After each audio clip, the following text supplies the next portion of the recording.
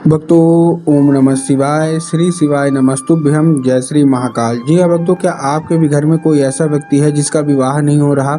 आप उसके विवाह के लिए बहुत ज़्यादा परेशान हैं कि आखिरकार इसका जो विवाह है वो हो क्यों नहीं रहा। आपने बहुत ज़्यादा प्रयास कर लिया कि इसका विवाह हो जाए, आपने बहुत ज़्यादा पंडितों को दिखा लिया, आपने बहुत ज़्यादा उसकी कुंडली मिलवा ली कि किसी न किसी कदर इसका जो विवाह है वो हो जाए, लेकिन उसका जो विवाह है वो होने का नाम नहीं ले रहा। तो ऐसे में कौन सा उपाय करें ताकि उसका विवाह हो जाए, आज की इस वीडियो के माध्यम से हम आपको बताने वाले हैं। क्या करना है, कैसे करना है, पूरा आपको समझाऊंगा। तो बस उपाय ध्यान से सुनिएगा, अच्छे से उपाय करिएगा। अगर आपने आज का ये उपाय ध्यान से सुन के अच्छे से कर लिया तो 100% है कि आपकी जो कोई भी इच्छा है, जो कोई मनोकामना है, सारी की सारी मनोकामना अवश्य रूप से पूरी होगी ही होगी।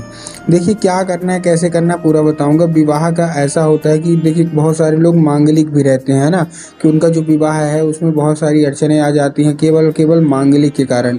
आप लोग भी अगर परेशान हैं अपने बच्चों को लेके, किसी की लड़की का विवाह नहीं हो रहा, किसी के लड़के का विवाह नहीं हो रहा, बहुत ज़्यादा परेशान है कि आखिर ऐसा क्या हो गया कि विवाह नहीं हो रहा, उसका योग नहीं बन रहा, तो आज का उपाय ध्यान से सुनिएगा। अच्छे से मैं आपको बताने वाला हूँ कि कैसे आपको करना है, क्या करना है। पूज्य गुरुदेव की ही कथा सुन के और बहुत अच्छे से समझ के आपके लिए लेके आऊँ, तो बस उपाय ध्यान से सुनिएगा, अच्छे से करिएगा। देखिए पूज्य गुरुदेव की जो कथा होती है ना, जैसे कि आपको पता है कि पूज्य गुरुदेव की कथा में लाखों की भीड़ आती है, आप सबको पता है, ठीक। और पूज्य गुरुदेव की कथा में जब लाखों की भीड़ आती है तो आपको एक चीज़ और पता होगा कि जितने भी भक्त रहते हैं ना, वो पत्र के द्वारा अपनी मनोकामना गुरुदेव तक पहुंचाते हैं। तो अभी कुछ महीना पहले की बात है, गुरुदेव की कथा हो रही थी। गुरुदेव की कथा में लाखों की भीड़ आई। जब गुरुदेव की कथा में लाखों की भीड़ आई तो बहुत सारे लोग क्या किए, पत्र के द्वारा अपनी मनोकामना गुरुदेव तक पहुंचाए। जब गुरुदेव के पास क्या हुआ, पत्र पहुंचा और गुरुदेव ने देखा, तो उसमें गुरुदेव ने देखा कि बहुत सारे लोगों को केवल और केवल एक ही प्रश्न है कि गुरुदेव, हमारा जो घर का व्यक्ति है ना, उसका विवाह का योग नहीं बन रहा, कृपया करके कोई ऐसा उपाय बता दे ताकि उसका विवाह का योग है वो बन जाए। जब गुरुदेव ने देखा तब गुरुदेव ने 2 से 3 उपाय बताए और कहा केवल और केवल ये उपाय कर लेना, तुम्हारे घर का जो भी व्यक्ति है, जो भी सदस्य है जिसका विवाह का योग नहीं बन रहा, उसका विवाह का योग अवश्य रूप से बनेगा ही बनेगा। 100% उसका विवाह होगा और जैसा वो विवाह चाहता है मंगल विवाह होगा। जब गुरुदेव ने ये उपाय बताया तो लोगों ने जाके इसको अपने घर में उपाय किया।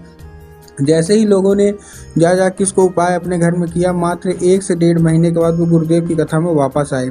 जब वो गुरुदेव की कथा में वापस आए तो उन्होंने फिर से गुरुदेव को पत्र लिखा, लेकिन ये वाला जो पत्र था ना, ये गुरुदेव को धन्यवाद के रूप में पत्र था कि गुरुदेव धन्य हो आपका, आपके द्वारा बताया गया उपाय हमने कर लिया है। हमारी जो कोई भी इच्छा थी, जो कोई भी मनोकामना थी, जो कि हमारा मतलब घर का व्यक्ति जिसका विवाह नहीं हो रहा था, उसका विवाह पूरा हो गया है, मतलब कि पक्का हो गया है।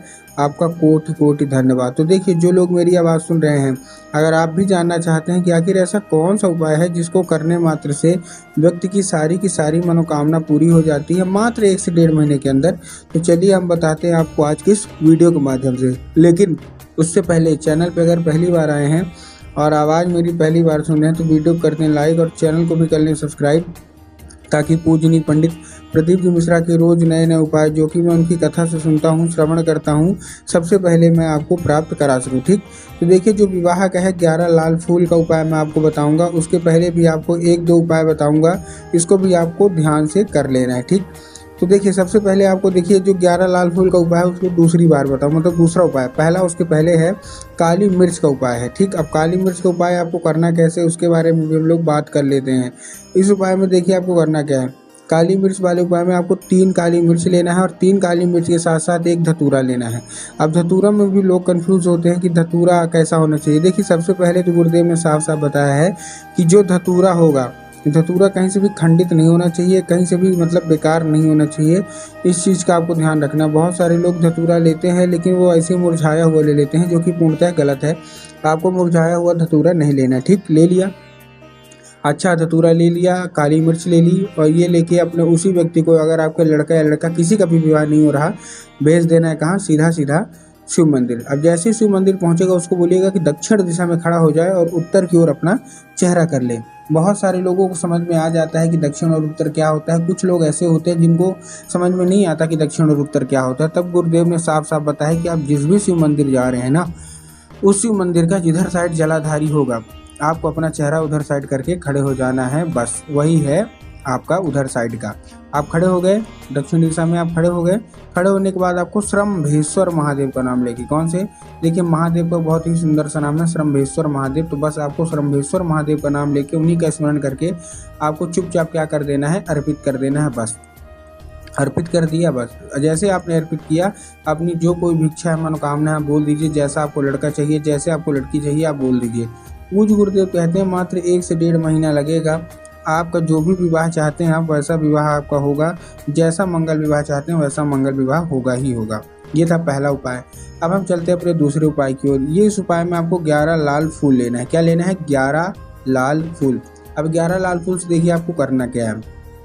11 लाल फूल आपने ले लिए। 11 लाल फूल कोई से भी उन्हें चल जाएंगे, मतलब गुलाब के हैं वो भी चल जाएंगे, गुड़हल का है वो भी चल जाएगा। बस एक चीज़ का ध्यान देना है कि वो एक किस्म का होना चाहिए। एक किस्म का मतलब अगर आप गुलाब का ले रहे हैं तो केवल गुलाब का लीजिए। अगर आप गुड़हल का ले रहे हैं तो केवल आप गुड़हल का ही लीजिए, बाकी आपको नहीं लेना है। ठीक, ले लिया आपने, कहीं से कटा फटा ना हो, कहीं से खंडित ना हो, इस चीज़ का भी आपको ध्यान रखना है। ठीक, लेने के बाद देखिए आपको करना क्या है, पहुंच जाना है सीधा सीधा शिव मंदिर। अब आपके दिमाग में आया होगा कि हमने जो 11 लाल फूल लिया है ये हमको जाके बाबा भोलेनाथ के ऊपर अर्पित कर देना है, जो कि पूर्णतः गलत है। आपको बाबा भोलेनाथ को अर्पित नहीं करना, आपको माता सुख सुंदरी के ऊपर अर्पित करना है।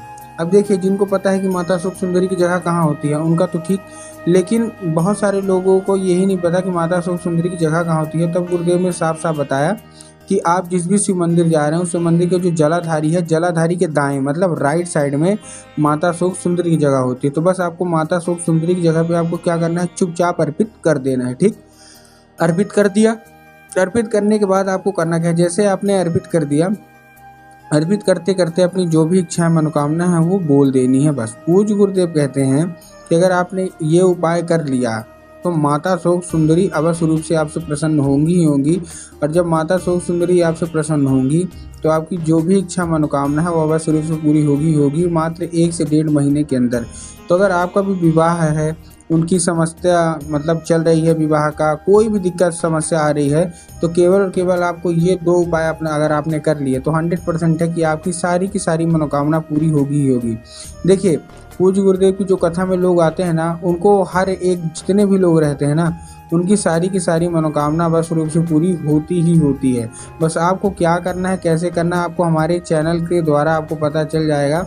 तो बस उपाय ध्यान से सुना करिए, अच्छे से करा करिए। अगर आपने आज का उपाय ध्यान से सुना होगा, अच्छे से किया होगा, तो 100% है कि आपकी मनोकामना बस रूप से पूरी होगी ही होगी।